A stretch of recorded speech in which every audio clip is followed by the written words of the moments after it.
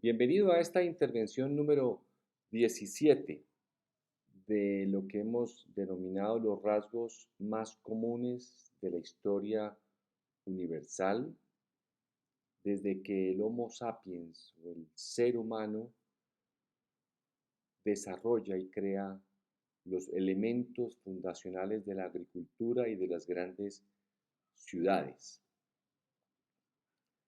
Hemos dicho que nuestra guía ha sido la evolución del cerebro, principalmente porque el cerebro es el autor legítimo y exclusivo de la mente humana. Al ser el autor legítimo y exclusivo de la mente, es el responsable de los comportamientos, de los pensamientos, de los sentimientos. No hay otra fuente del comportamiento humano. Y hemos señalado que esta historia, si la viéramos como una suerte de plano o de construcción o de rompecabezas, digámoslo así, inmenso, ha tenido dos locomotoras mentales. Una, aquella que lanza a las personas, ese cerebro, a la búsqueda, acumulación y mantenimiento del poder, que terminó llamándose poder político y todas las versiones de liderazgo político. Y la otra, los cerebros de esas otras locomotoras lanzan a las personas a la búsqueda, acumulación incesante de bienes, de riqueza, etc. Y que fundamentalmente, y esto es muy importante, esas dos locomotoras se necesitan, son interdependientes. Y habíamos dicho en alguna intervención pasada, es como el matrimonio original de la historia, producto de los cerebros. No es que ellos hayan decidido, como se invoca a veces la voluntad o el libre albedrío, no. Son cerebros marcados por esa inclinación, digámoslo, insoportable desde los dos puntos de vista.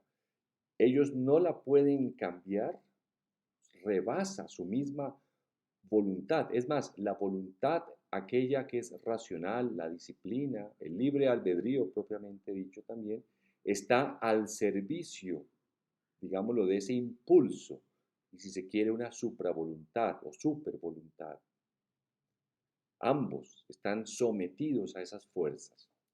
E insoportable porque ha sido muy difícil para el resto de la humanidad progresar, dado que ellos tienden a acaparar el poder, que es como un bombón, un bocado del cual nunca terminan de satisfacerse, y los otros de acumular incesantemente, también nunca terminando de satisfacer ese afán por la acumulación. Dijimos también, hemos mencionado, que al menos la mitad de nuestra historia la hemos vivido sin la escritura, lo cual quiere decir que la primera mitad de esta historia, desde la revolución de la agricultura hasta la escritura, hace unos 5.000, 6.000 años, es desconocida desde el punto de vista de una posible lectura de esos hechos. Pero dada la continuidad y dado los rasgos comunes y la monotonía del comportamiento de esas locomotoras a partir de la creación de la escritura, de los textos que surgen en Asia y en Egipto, por ejemplo, es fácil anticipar y saber que previamente esa historia debía ser muy similar, solo que sin la creación de la escritura, es decir, sin la posibilidad de tener textos que podamos interpretar. Imaginemos entonces, en esta intervención quiero reflexionar sobre esto eh, frente a usted. Imaginémonos antes de esa escritura, es decir, entre hace 10.000 o 12.000 años y hasta hace 5.000 o 6.000 años, una parte, la mitad, como hemos dicho en nuestra historia. Imaginémonos unos pequeños poblados en donde se siembra algo, se cosecha y se alimenta la población, se construyen unas casas y hay quien construya unas herramientas y unas ropa, por supuesto, etcétera.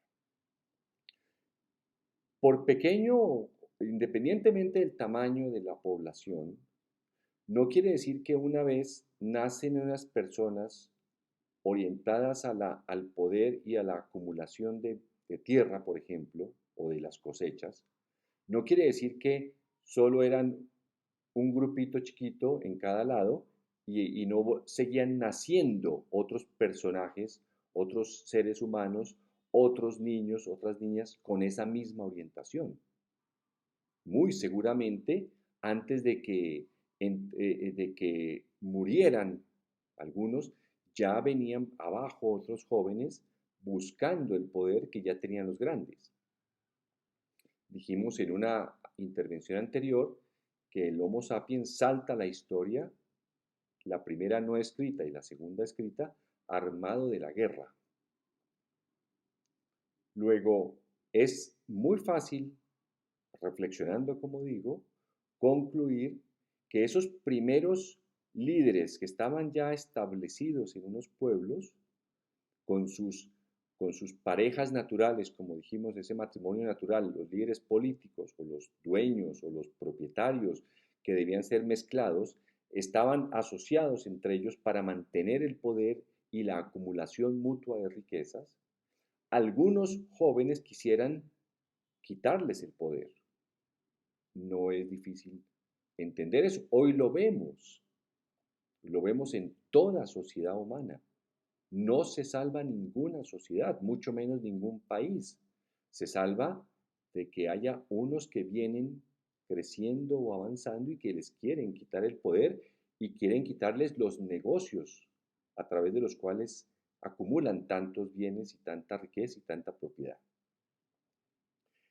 Algunas veces posiblemente triunfaban, los retiraban del poder, les quitaban sus, llamémoslo, las fortunas originales de esta historia y asumían sus cargos y seguían mandando al resto de lo que dijimos eran los esclavos, pero que en esencia éramos desde ese mismo momento los trabajadores y muy seguramente para quitarles el poder y las propiedades a los que ya lo tenían, les prometían a los esclavos que si les ayudaban, les iban a compartir parte del poder y de la tierra. El discurso político no va a cambiar, porque es natural, es una parte, la mentira en esas dos locomotoras mentales no es un valor ni es parte, no se puede ver desde el punto de vista moral. No, ellos no mienten porque lo quieran hacer, simplemente es natural. Ellos tienen que prometer lo que no van a cumplir. No lo llamemos mentira, porque esa es una creación de los valores amparados, como hemos dicho anteriormente, en las religiones para obligarnos, ¿no?, a un comportamiento definido, pero ese es otro campo.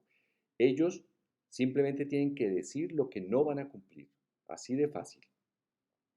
Pero sin embargo debía haber otros que no triunfaban sobre los que ya tenían el poder y las propiedades y debían irse, migrar, las primeras migraciones, irse bien sea un poco más lejos, muy distantes, a otro terreno, en la montaña, en un valle, etcétera, atravesar un lago y fundar sus propias ciudades, sus propios pueblos. Nuevamente debían llevarse a unos cuantos esclavos, prometiéndoles que si se iban con ellos a una nueva tierra, si los acompañaban a fundar una nueva sociedad, quién sabe cómo le llamarían en su lenguaje oral exclusivamente, no había escritura, los acompañaban a fundar un nuevo pueblo, les iría mucho mejor de lo que les iba en donde estaban. No había tal, no les iba mejor y nunca les ha ido mejor. Hoy en día le llamamos votante, le llamamos pueblo, le llamamos elector. Jamás le ha ido mejor al que le cree, al que sigue al líder político o al líder proprietarista. ¿Por qué? Es su naturaleza. No lo veamos como, insisto, como una especie de argumentación falsa, como lo entendemos a veces, que alguien miente para conseguir algo. La persona arma la mentira, como cuando alguien le dice al papá, ya hice las tareas para que le den permiso a salir a jugar. No, no es esa misma categoría de mentira. El niño miente sabiendo que lo pueden atrapar en su mentira, pero que es más fuerte, corre el riesgo, quiere correr el riesgo. Aquí no. El líder político y el líder proprietarista, la mentira está incluida en su discurso. Por eso ellos mismos podrían decir que ellos jamás mienten. Ellos mismos defenderían, se harían matar, argumentando que ellos no quieren mentir y que siempre están avanzando un poquito. Si ustedes han escuchado a un político, cualquiera de cualquier país del mundo, siempre están muy atrás de lo que prometieron, pero siempre se las ingenian para decir que estamos avanzando. Yo creo que es tiempo, es el momento, es oportuno para, pensando en las generaciones futuras, en que esta historia de 12.000 años, no, primero no continúe y segundo, ojalá no se perpetúe o se repita en otros próximos 12.000 años. No le veo yo sentido. Es tan característico ya el comportamiento de esas dos locomotoras mentales que lo que nos deberíamos analizar o reflexionar, si esto es compartido por alguna persona que la esté escuchando, deberíamos concientizarnos ya de una manera diferente y salirnos de ese mundo, de esa historia que han creado esas locomotoras, escaparnos. No es fácil. Eh, ¿Por qué? Precisamente porque los sistemas políticos tienden a convertirse como religiones y las personas tienden a creer en ellos como una fe. Yo creo que si usted escucha a cualquier persona hoy que haya vivido 60, 70 años y especialmente conozca bastante el siglo XX, le hablará con mucha pasión por la democracia, por los derechos humanos que defienden los políticos, por el progreso de las democracias, cuando lo único que han hecho es ir a votar como quien va a una iglesia a pedir, a rezar para invocar un favor. Igual los votantes cumplidamente van a las urnas con la misma fe. Por eso creo que es tan difícil, lo cual no quiere decir que no lo hagamos, no se haga el intento, no se comience a hacer el intento para liberarnos de esas locomotoras. Oponernos a ellas es muy difícil, tienen mucho poder, tienen el poder religioso y tienen el poder militar y el poder económico, por supuesto, y por supuesto el fundacional de todos, el poder económico. Pero principalmente, como la pelea no puede ser enfrentándonos, yo pienso, en estos momentos se me ocurre, y es lo que trataré de ir desarrollando, una solución inicial puede ser ignorarlos, simplemente ignorarlos. Piensen ustedes que si hay algo por lo cual progresan las sociedades es por el trabajo humano. El trabajo de las personas es lo que hace que las sociedades avancen, coman, se alimenten, obtengan un techo. Luego, la fuerza del trabajador deberá estar asociada a su capacidad de ignorar a esos seres que tan difícilmente han construido una historia tan complicada, tan mala, tan perversa. Muchas gracias.